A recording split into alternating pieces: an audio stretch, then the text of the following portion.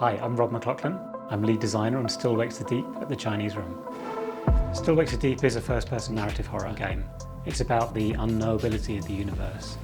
You're on a cracking and crumbling rig in the middle of the North Sea. There's a storm going on, it's extremely cold. If you fall in, you've got a 5-minute survival time. Our main character is Kaz McCleary. He's a working-class ex-boxer from Glasgow, and he's run away to an oil rig to escape his problems. But he's becoming estranged from his family, and his problems are catching up with him. The way we describe it to ourselves is if Stanley Kubrick lost his mind shooting a documentary aboard an oil rig, this is how it would have looked. We took a lot of inspiration from sort of 70s naturalism like Loach and Lee, and then we moved through to a more sort of transcendental, experimental aesthetic from directors like Kubrick and Dario Argento. I think the thing that I was most interested in from the beginning was the isolation, the feeling that you're on the oil rig on your own. We actually just leaned into the oil rig environment. An oil rig is a kind of scary place anyway. The interiors are claustrophobic and hot. They're steamy, they're dark. With the exteriors, you're outside against the elements. With the North Sea there, a crazy storm. So yeah, I mean, we didn't really have to do too many tricks. Just imagine what it's like to be on an oil rig. And that's even before things get weird. Oh, Jesus.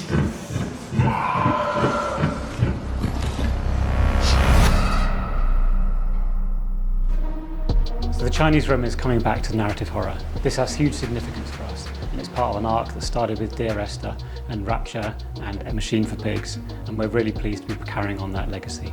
Still Wakes the Deep is an evolution of the Chinese Room's games. We've gone from Esther and Rapture, which are very much in their walking sim style, and I loved that. I really like those styles of games, but again, what drew me to the Chinese Room was this kind of game, a much more first-person narrative game.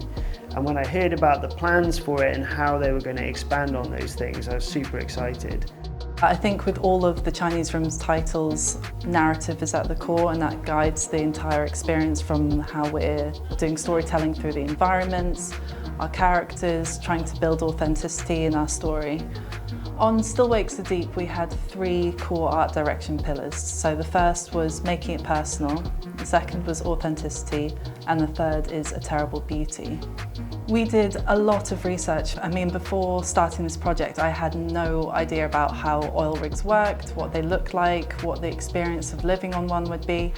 We were really lucky because there was a lot of archive footage from the 1970s on oil rigs. BP have a huge online archive, so amazing stuff, which is almost exactly what we want about exploration in the North Sea and setting up oil rigs. It's really fascinating to learn. Another aspect of research which kind of plagues me a little is that I'm forever looking at and taking pictures of pipes, signs, things like this. My holiday photos are just my family, my wife, my son, and then hundreds of photos of like boats or cranes and things like this, which do come in handy.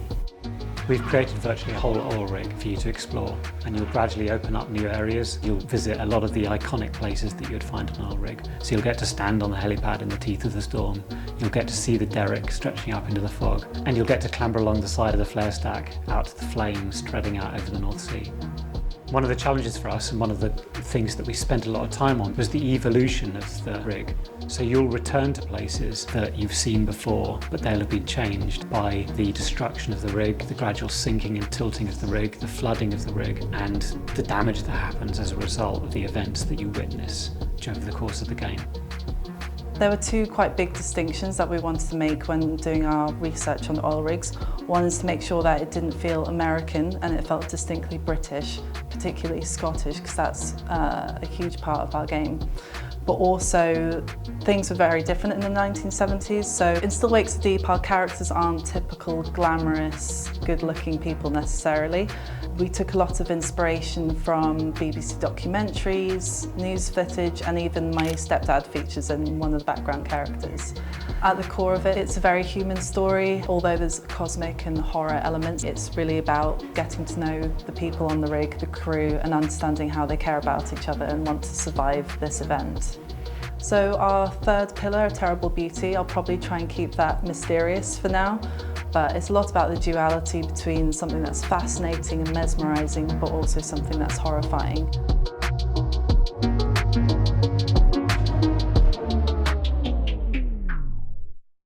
Is it all right to say I'm kind of terrified? You know, now it's finally, people are actually going to see it, and it's no longer this kind of like fun thing that I do every day. We're still making the game, but what I think I'm going to be really proud of is the attention to detail in storytelling and explaining our characters through the environments. I think we've got a really strong pedigree here at the Chinese Room about working with horror and about working with narrative. And I'm really pleased that we can continue this with Still Wakes the Deep. So much of our attention has gone into this game, and now it's in a state that we're really happy with. Hopefully people will like it. We'd like as many people as possible to play Still Wakes the Deep. You don't have to be a hardcore gamer. You just need to be someone who's really willing to experience a new story from a new perspective in some extraordinary circumstances.